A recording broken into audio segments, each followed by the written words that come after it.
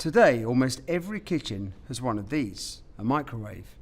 So you'd think that there'd be plenty of them that would work reliably and are simple to use.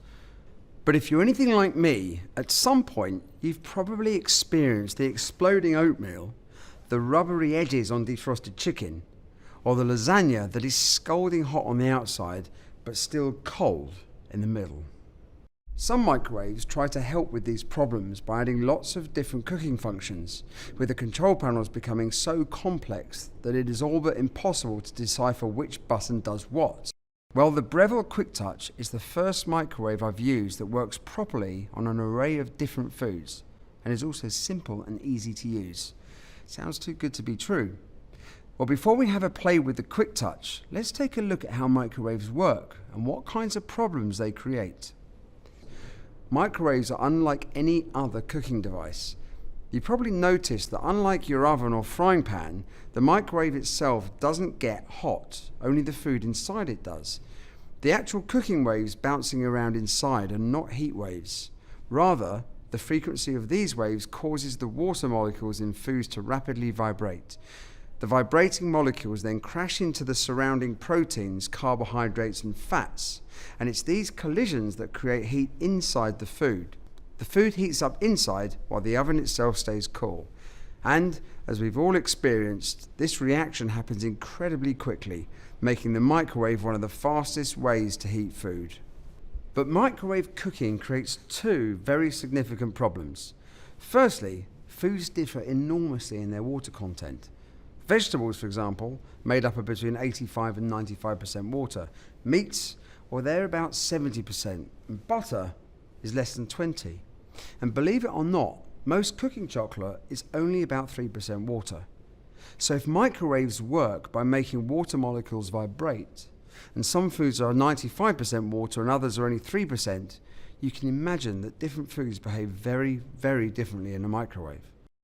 Typically, the lower the water content, the lower the amount of microwave power you need to apply to heat the food evenly.